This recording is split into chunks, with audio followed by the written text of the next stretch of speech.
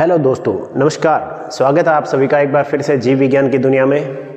और आज के इस वीडियो के द्वारा हम आपको आनुवंशिक रोग यानी जेनेटिक डिसऑर्डर का सेकंड पार्ट करने जा रहे हैं। इस वीडियो के द्वारा पहला भाग हमने किया था क्रोमोसोमल डिसऑर्डर के ऊपर, यानी जो गुणसूत्रों से संबंधित जो आनुवंशिक बीमारियां होती हैं, जो रोग होते हैं, जो हमारे अंदर कमियां होती हैं, उनके बारे में हमने पढ़ा था प्रीवियस वीडियो के अंदर। आज हम कुछ इंपॉर्टेंट रोग जो कि मेंडेलियन डिसऑर्डर कहलाते हैं, यानी मेंडल के फैक्टर अर्थात जीन के द्वारा उत्पन्न होते हैं, उनकी कमी के कारण उत्पन्न होते हैं, तो उनके बारे में डिस्कस करेंगे। ये इंपॉर्टेंट डिसऑर्डर्स हैं, महत्वपूर्ण रोग जो है, आनुवंशिक रोग जो पीढ़ी दर पीढ़ी चलते हैं। इनके बारे में हर एक कॉम्पिटिटिव एग्जाम के अंदर क्वेश्चन है वो जरूर पुट किया जाता है। तो हमने कोशिश की है कि इन सभी डिजीज को, मेंडेलियन और क्रोमोसोमल डिजीज को जितनी हैं उन सब का एक कंप्लीट टोटल वीडियो के माध्यम से आपको डाटा प्रोवाइड किया जाए।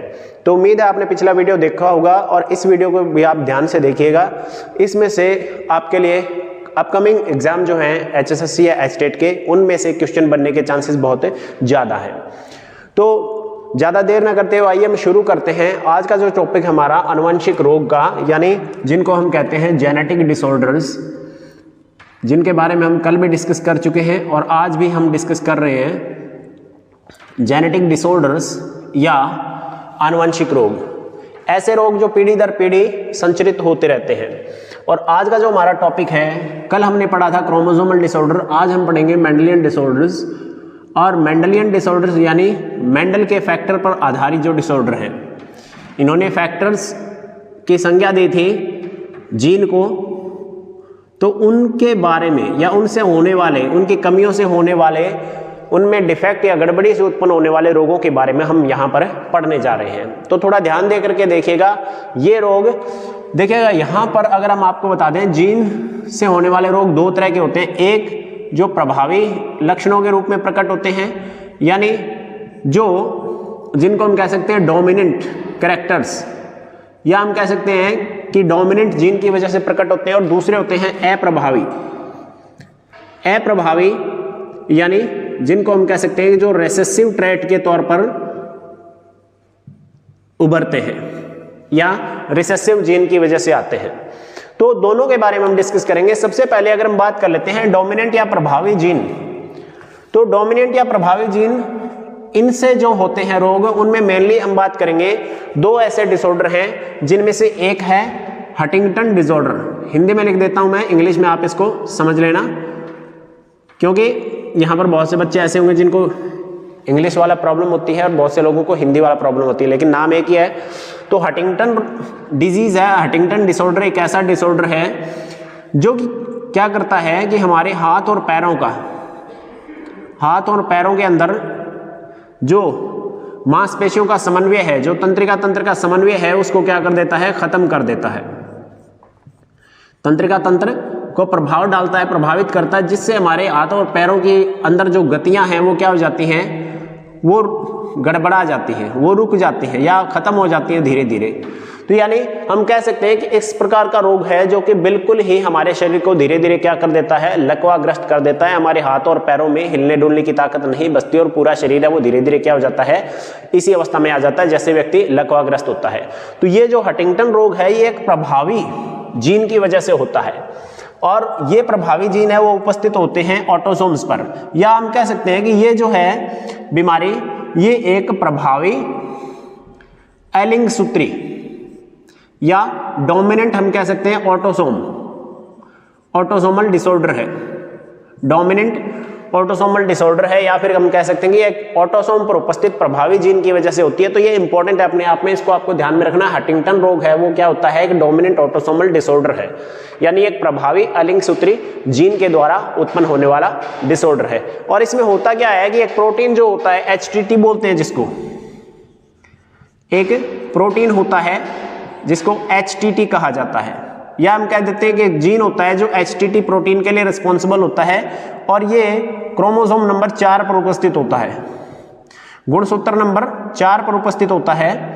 और इसी के अंदर गड़बड़ी होने से, HTT जीन के अंदर गड़बड़ी होने से क्या होता है, ये बीमारी उत्पन्न होती है, क्योंकि ये जो जीन है एक प्रोटीन बनाता है और वो प्रोटीन है फिर इसमें गड़बड़ी होने के कारण उपस्थित नहीं हो पाता, जिससे क्या हमारा तंत्रिका तंत्र है वो सुन्न की अवस्था में आ जाता है और हमारे हाथ और पैरों की गतियां है वो प्रभावित होती है। तो ये था हंटिंगटन सिंड्रोम के बारे में या हंटिंगटन डिजीज के बारे में, जो कि एक प्रभावी ऑटोसोमल या हम कह सकते हैं डोमिनेंट ऑटोसोमल डिजीज है या डिसऑर्डर है। दूसरा अगर हम बात करते हैं तो दूसरा और महत्वपूर्ण रोग है जो एक डोमिनेंट ऑटोसोमल डिसऑर्डर है, हम कह सकते हैं एक डोमिनेंट या फिर प्रभावी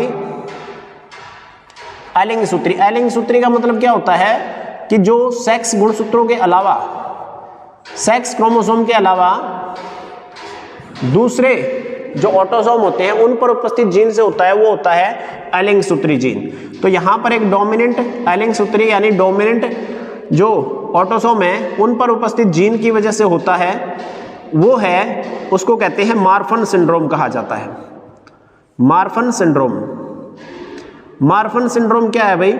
मार्फन सिंड्रोम के बारे में अगर हम बात करते हैं तो मार्फन सिंड्रोम एक इंपॉर्टेंट सिंड्रोम है, एक महत्वपूर्ण बीमारी है, जिसमें क्या है, हमारे शारीरिक अवस्था में हम कह सकते हैं कि शारीरिक जो अंग है उसमें क्या है, असामान्यता आ जाती है। असामान्यता का मतलब क्या हुआ कि इसमें आप देखोगे ना तो हाथों और पैरों की उंगलियां हैं वो मकड़ी के जैसी हो जाती हैं। मकड़ी जैसी उंगलियां अगर हम देखेंगे, हाथों की उंगलियां हैं वो मकड़ी के जैसी हो जाती हैं।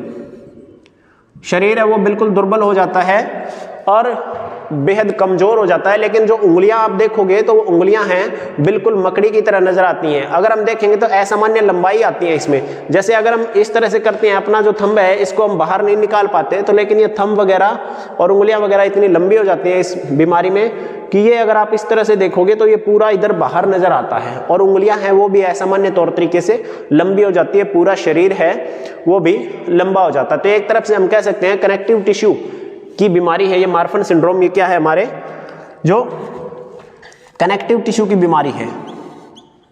कनेक्टिव टिश्यू क्या होते हैं, संयोजी ऊतक जिनको बोलते हैं, उनकी बीमारी है ये।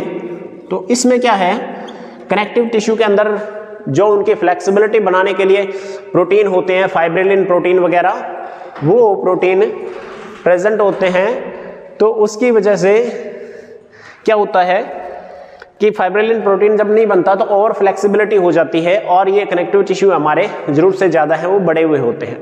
तो उम्मीद है कि ये बातें आपको समझ में आएंगी। दो इंपॉर्टेंट है जो डोमिनेंट ऑटोसोमल डिजीज है, हंटिंगटन और मार्फन सिंड्रोम, दोनों को आपको ध्यान में रखना है कौन कैसे होता है। अब फर्दर अगर हम बात करते हैं तो कुछ और इंपॉर्टेंट जो हैं अप्रभावी यानी रिसेसिव ट्रेट्स हैं, हम कह सकते हैं कि रिसेसिव जीन से होने वाली बीमारियां हैं, तो उनके बारे में हम आपको बता देते हैं कि कौन कौन सी हैं।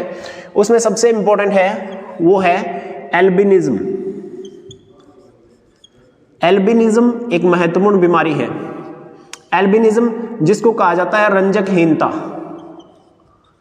रंजकहीनता, देखो रंजकहीनता का मतलब क्या है कि हमारे मनुष्यों के अंदर और दूसरे जानवर जो है उनके अंदर क्या होता है कि उनकी त्वचा और बालों के लिए, हम कह सकते हैं जो मनुष्य की त्वचा और बाल हैं उनके लिए एक रंजक उपस्थित होते हैं जो उसको क्या प्रदान करते हैं, रंग प्रदान करते हैं। जो एक प्राकृतिक रंग है उसका वो रंग प्रदान करते हैं। परंतु कई बार क्या होता है, उस रंग को प्रदान करने के लिए एक उस रंग के लिए जिम्मेदार होता है वर्णक जिसको कहा जाता है मेलानिन। और ये मेलानिन है ये बनता है टायरोसिन नाम के अमीनो एसिड से। टायरोसिन नाम के एमिनो एसिड से बनता है। तो जब टायरोसिन है वो मेलानिन में कन्वर्ट नहीं हो पाता, या हम कह दें कि ऐसे जीन जो टायरोसिन को मेलानिन में नहीं बदल पाते, तो उन जीन में गड़बड़ी के कारण ये रोग हो जाता है जिसको कहा जाता है एल्बिनिज्म या रंजकहीनता। और आपने देखा होगा कि बहुत से लोग अपने आसपास में ऐसे होते हैं जिनकी त्वचा है, बालों का रंग बिल्कुल सफ़ेद होता है, यानी उनमें कहीं भी थोड़ा बहुत अलग कलर नज़र नहीं आता, बिल्कुल त्वचा और बाल है वो एक जैसे होते हैं, सफ़ेद जैसे सफ़ेद कागज़ वगैरह होता है, या हम कह सकते हैं ये वाइट बोर्ड है इसकी तरह से नज़र आते हैं वो।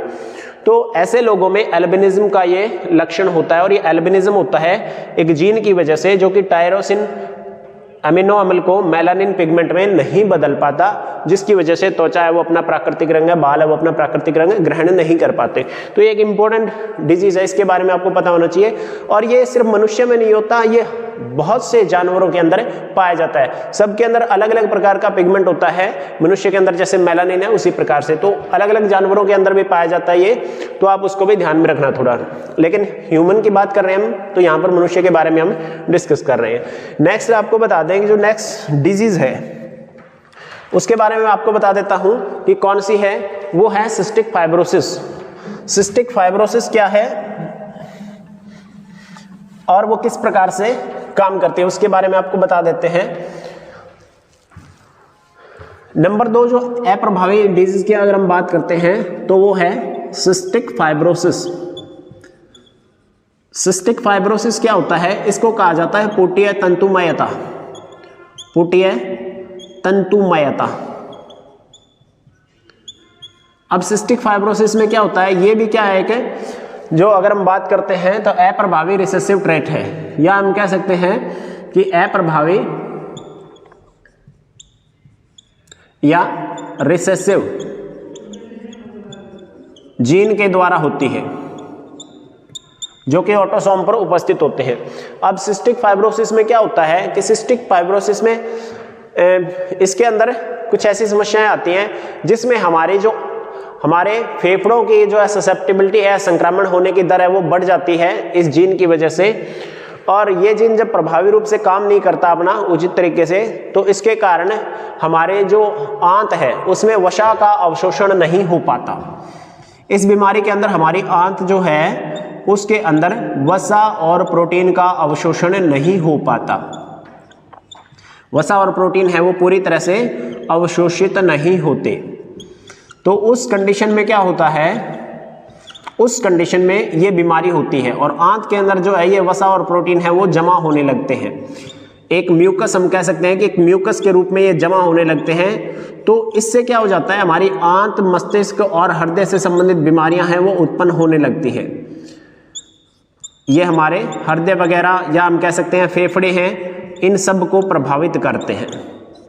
तो ये बीमारी काफ़ी इंपॉर्टेंट है अपने आप में, ये आपको ध्यान में रखना है। सिस्टिक फाइब्रोसिस क्या है कि इसमें जो जीन है वो प्रोटीन और वसा के डाइजेशन को या उनके पाचन को पूर्ण करने वाले एंजाइम है वो उत्पादन नहीं कर पाते, तो जिससे उनका पूर्ण अवशोषण या पाचन नहीं होता और वो आंतों वगैरह में जमा होने लगते हैं, जिससे हमारे फेफड़े, लिवर या हम कह सकते हैं हृदय वगैरह में समस्याएं हैं वो उत्पन्न हो जाती है। तो इसको कहा जाता है सिस्टिक फाइब्रोसिस। एक अप्रभावी रिसेसिव जीन की वजह से होती है जो कि ऑटोसोम यानी एलिंग सूत्रों पर उपस्थित होते हैं। नेक्स्ट अगर हम बात करते हैं तो थर्ड जो है, तीसरी और इंपॉर्टेंट जो रिसेसिव ट्रेट है उसके बारे में हम बात करते हैं, तो वो है फैब्री डिजीज। हिंदी में भी फैब्री है, फैब्री डिसऑर्डर हम कह सकते हैं उसको, या फैब्री रोग। ये इंपॉर्टेंट रोग है फैब्री में। इसमें क्या होता है, इस बीमारी के अंदर एक जीन होता है जो रिसेसिव जीन है। हम सारे यहाँ पर रिसेसिव जीन की बात करेंगे, अप्रभावी जीन की बात करेंगे और जो ऑटोसोम पर उपस्थित होते हैं। तो ये जो रिसेसिव जीन है ये क्या करते हैं कि एक लिपिड होता है जिसको बोलते हैं ग्लाइकोस्फिंगोलिपिड। ग्लाइकोस्फिंगोलिपिड। अब ये ग्लाइकोस्फिंगोलिपिड है, इसका पाचन नहीं हो पाता। ये जीन कुछ ऐसे एंजाइम है वो नहीं बना पाते जो कि ग्लाइकोस्फिंगोलिपिड का पाचन कर सके। तो इसका पाचन नहीं हो पाता और पाचन नहीं होने से इसमें क्या होता है कि पाचन नहीं होगा, तो इसके कारण क्या होता है कि ये हमारे हृदय वगैरह या फिर हम कह सकते हैं हमारी आंत वगैरह है उन पर, या हम कह सकते हैं हमारी जो धमनियां हैं उनके ऊपर ये जमा होने लगता है। ग्लाइकोस्फिंगोलिपिड है ये जमा होने लगता है, चिकनाई के रूप में जमा होता है। और जब चिकनाई के रूप में जमा होता है तो हमें क्या है, जो हार्ट अटैक जैसी समस्याएं हैं वो हार्ट अटैक या स्ट्रोक जैसी समस्याएं हैं वो होती हैं। तो ये जो है ये जीन होते हैं, ये एक्स लिंक्ड जीन होते हैं। एक्स लिंक्ड का मतलब ये जो सेक्स क्रोमोसोम होते हैं, एक्स क्रोमोसोम, उन पर उपस्थित होते हैं और इस अवस्था को कहा जाता है फैब्री रोग या फैब्री डिजीज। तो यहाँ पर ध्यान में रखना है कि फैब्री रोग में क्या होता है, ग्लाइकोस्फिंगोलिपिड का डाइजेशन नहीं होता, जिसकी वजह से ये चिकनाई के रूप में हमारे हृदय, धमनियां, आंतों के ऊपर जमा होता रहता है, हमारे जो महत्वपूर्ण अंग हैं उन पर जमा होता है और वहां पर एक कांटे जैसे चुभने की जो है आभास होता रहता है जैसे, और फाइनली ये जो है हार्ट अटैक और ब्रेन स्ट्रोक जैसी समस्याओं को उत्पन्न करता है। तो ये आपको ध्यान में रखना है फाइब्री डिसऑर्डर के बारे में, एक्स लिंक्ड डिसऑर्डर है ये। उसके बाद अगर हम नेक्स्ट में देखते हैं तो नंबर जो 4 है उसकी बात करें तो वो है गैलेक्टोसीमिया। गैलेक्टोसीमिया, गैलेक्टोसीमिया भी क्या है, इन्हीं की तरह का एक रिसेसिव जीन के कारण होने वाला है। इसमें क्या करता है, जो जीन होता है, जो रिसेसिव जीन होता है, वो दूध का जो एक दूध का जिसको हम कह सकते हैं शुगर होती है, जिसको हम कहते हैं लैक्टोज, दूध के अंदर जो शर्करा होती है लैक्टोज, उससे जो गैलेक्टोज बनता है, उससे उसका जो अंतिम उत्पाद गैलेक्टोज है उसका पाचन नहीं होता, उसका पूर्ण पाचन नहीं होता। अगर पाचन नहीं होगा तो ये गैलेक्टोज रक्त में चला जाता है और ये क्या होता है, छोटे बच्चों में होता है। गैलेक्टोसीमिया क्या होता है, छोटे बच्चों में होता है जो दूध पीते हैं और उनमें जो दूध की शर्करा है लैक्टोज, उससे जो गैलेक्टोज बनता है उसका पाचन नहीं होता, तो रक्त के अंदर इस गैलेक्टोज का स्तर है वो बढ़ जाता है। जब रक्त के अंदर गैलेक्टोज का स्तर बढ़ जाता है तो ये अवस्था उत्पन्न होती है जिसको कहते हैं गैलेक्टोसीमिया। और इससे क्या होता है, इससे फिर बच्चे के अंदर जो है मानसिक क्षमताएं प्रभावित होती हैं, उसकी मानसिक क्षमताएं प्रभावित होती हैं और उसका मस्तिष्क और उसका संपूर्ण हृदय तंत्र है या हम कह सकते हैं परिसंचरण तंत्र हैं वो प्रभावित होते हैं। तो ये एक प्रकार का रिसेसिव जीन से संबंधित या हम कह सकते हैं अप्रभावी जीन से संबंधित बीमारी है जो जुड़ी हुई है ऑटोसोम से। बच्चों के अंदर होता है ये मोस्टली, जिसको कहा जाता है गैलेक्टोसीमिया। तो 1, 2, 3, 4 हमने ये चीजें पढ़ी हैं। इसके अलावा कुछ और भी हैं जिनको हम डिस्कस कर लेते हैं थोड़ा। फिर फर्दर अगर हम बात करते हैं नेक्स्ट, तो हीमोफीलिया की बात करेंगे हम। हीमोफीलिया क्या है और हीमोफीलिया किस प्रकार से हमें प्रभावित करता है। हीमोफीलिया की अगर हम बात करते हैं तो हीमोफीलिया के बारे में इंपॉर्टेंट चीजें हैं वो ये हैं, वो भी एक अप्रभावी रिसेसिव जीन के कारण होने वाली बीमारी है हीमोफीलिया। अब हीमोफीलिया में क्या होता है कि इस बीमारी के अंदर अगर हम देखेंगे तो हीमोफीलिया की बात करें तो ये एक सेक्स लिंक्ड डिसऑर्डर है।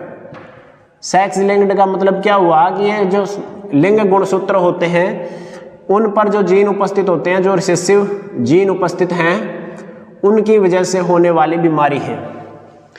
तो इसमें जो लिंग गुणसूत्र पर जीन उपलब्ध होते हैं वो जीन क्या करते हैं हीमोफीलिया में कि हमारे रक्त का थक्का जमाने वाले यानी जो ब्लड क्लॉटिंग करने वाले प्रोटीन होते हैं, उन प्रोटीन का उत्पादन करने वाले जीन क्या होते हैं, ये नॉन फंक्शनल होते हैं या हम कह सकते हैं कि इन जीन के अंदर क्या होती हैं, गड़बड़ियां होती हैं। ये जीन गड़बड़ी उत्पन्न करते हैं, तो ये प्रोटीन नहीं बना पाते जो कि हमारे अंदर रक्त का थक्का बना सके। तो उस कंडीशन में क्या होता है, उस कंडीशन में जो व्यक्ति होता है अगर उसको थोड़ी सी भी चोट लग जाती है तो उसमें रक्त स्त्राव है वो बंद नहीं होता, और रक्त स्त्राव बंद ना होने की परिस्थिति में उसका संपूर्ण रक्त है शरीर से निकल जाता है और फाइनली अंत में मृत्यु का शिकार हो जाता है। तो इसको कहा जाता है हीमोफीलिया की कंडीशन, जो कि सेक्स लिंक्ड यानी लिंग गुणसूत्रों से संबंधित जीन में गड़बड़ी उत्पन्न होने पर रक्त का थक्का बनाने वाले ग्लोबुलिन प्रोटीन जो होते हैं वो नहीं बन पाते। तो इससे क्या हो जाता है, अत्यधिक रक्त स्त्राव होता है।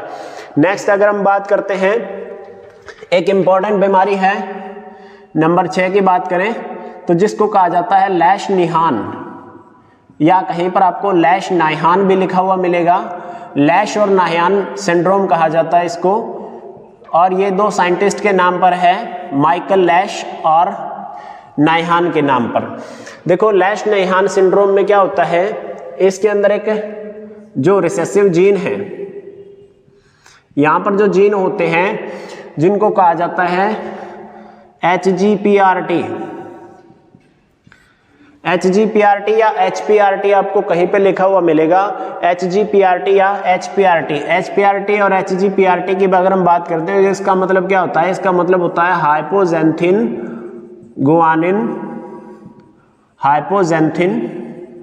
Guanine फॉस्फोराइबोसिल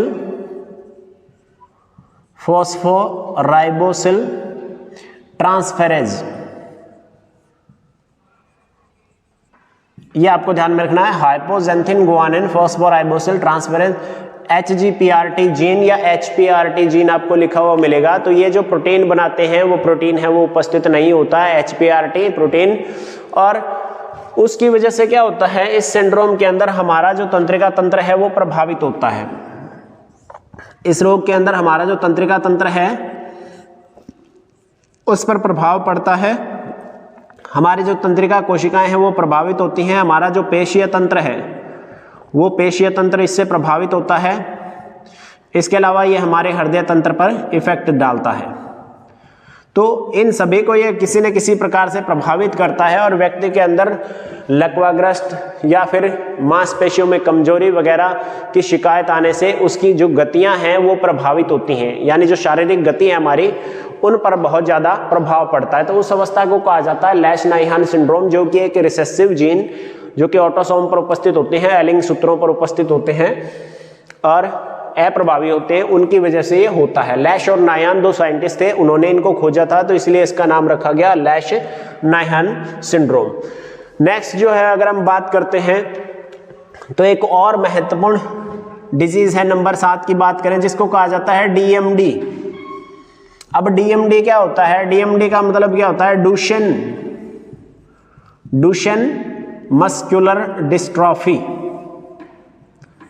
डुशेन muscular dystrophy.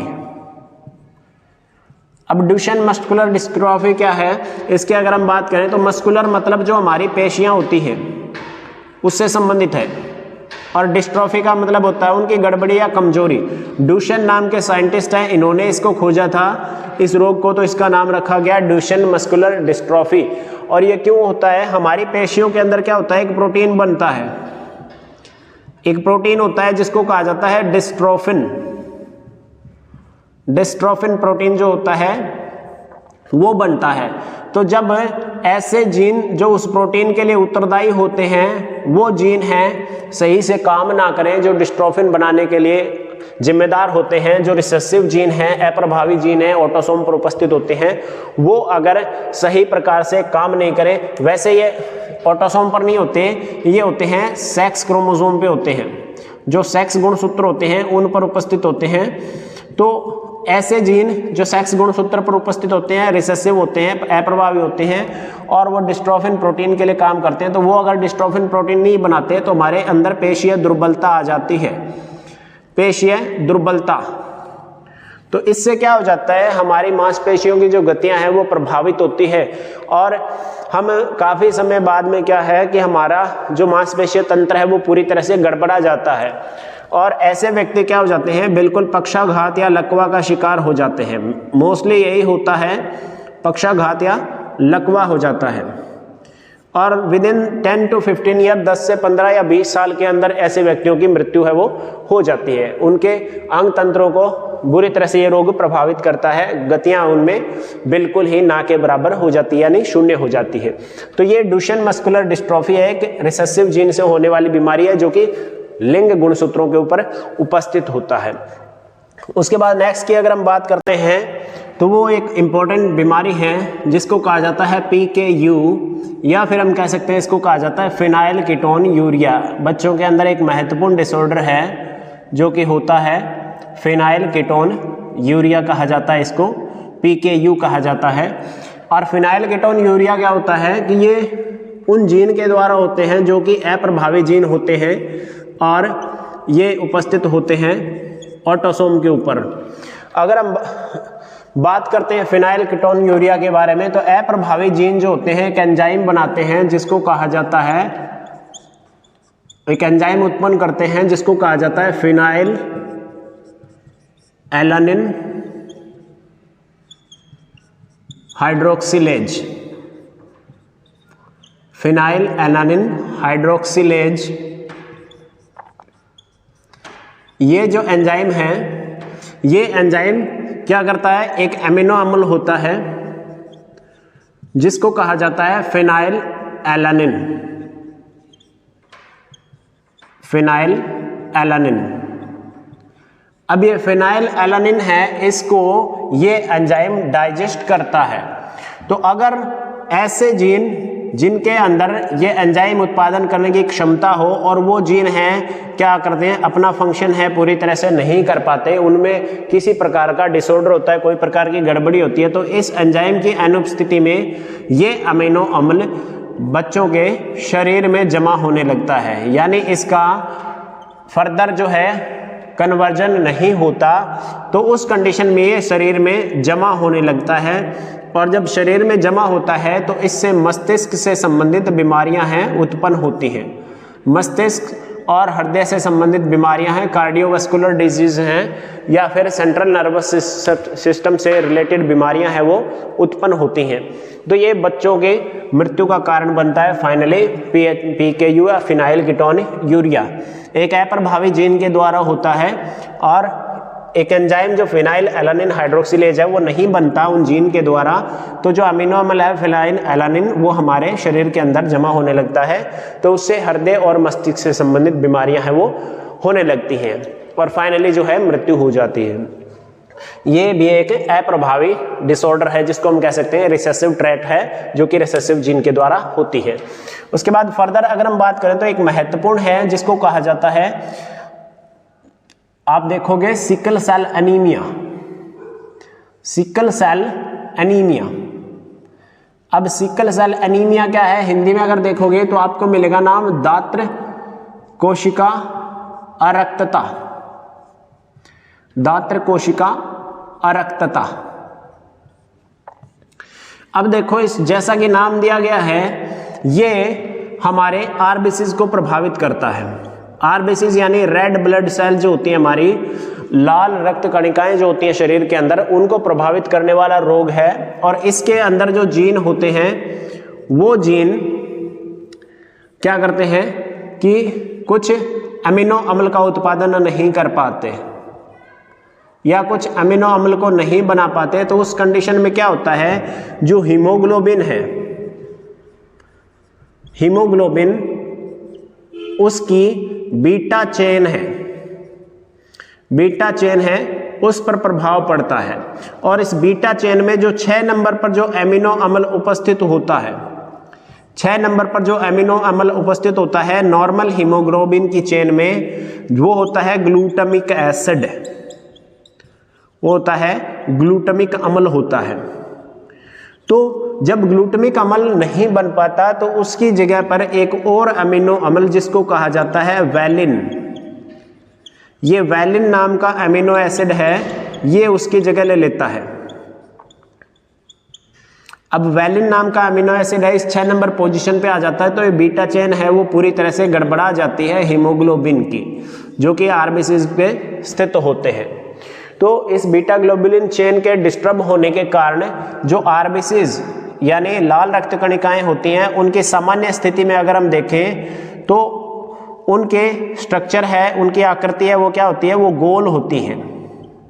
लेकिन जब ये परिस्थितियां होती हैं, जब वैलिन है 6 नंबर पर आ जाता है यहाँ पर बीटा चेन में, तो उन्हीं परिस्थितियों में ये जो सामान्य गोलाकार आरबीसीज थी उनकी जो शेप है, उनका आकार है वो बिल्कुल इस तरह से हो जाता है जैसे एक दरांती होती है, हम कह सकते हैं दरांती के आकार की हो जाती है या दात्र के आकार की हो जाती है। तो इससे उनकी ऑक्सीजन कैरिंग कैपेसिटी है वो प्रभावित होती है।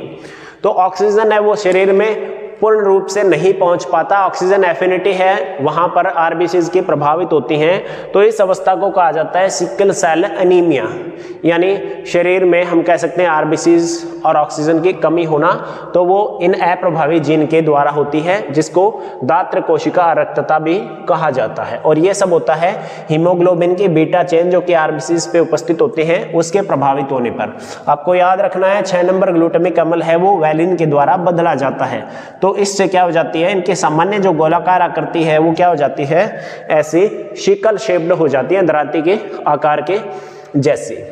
फर्दर अगर हम बात करते हैं तो एक और इंपॉर्टेंट जो है रिसेसिव ट्रेट है जिसको कहा जाता है टे साक्स। टे साक्स डिजीज है, ये भी बहुत ज़्यादा इंपॉर्टेंट है और ये बीमारी है, ये तंत्रिका तंत्र को प्रभावित करती है और एक अप्रभावी जीन के द्वारा होती है। ऐसे अप्रभावी जीन जो कि उपस्थित होते हैं अलिंग सूत्रों पर, या हम कह सकते हैं जिनको ऑटोसोम पर उपस्थित होते हैं, ऐसे जीन इस बीमारी को उत्पन्न करते हैं, टे साक्स डिजीज को। और इस बीमारी के अंदर क्या होता है, हमारा तंत्रिका तंत्र प्रभावित होने से ये हमारे धीरे धीरे पूरे शरीर के अंग तंत्र को प्रभावित करती है और व्यक्ति का जो पूरा अंग तंत्र है वो शिथिल पड़ जाता है, कमजोर पड़ जाता है। तो इसके बारे में कोई बहुत ज़्यादा इंपॉर्टेंट नहीं है, आपको सिर्फ इतना याद रखना है कि टे साक्स डिजीज है वो प्रभावी लक्षण है या अप्रभावी लक्षणों से उत्पन्न होने वाली बीमारी है। फर्दर एक या दो और है जिनके बारे में हम बात कर लेते हैं। उनमें से एक है जिसको कहा जाता है थैलेसीमिया। थैलेसीमिया के बारे में अगर हम बात करें तो थैलेसीमिया को कूलीज एनीमिया भी कहा जाता है, ये याद रखना है आपको, कूलीज एनीमिया।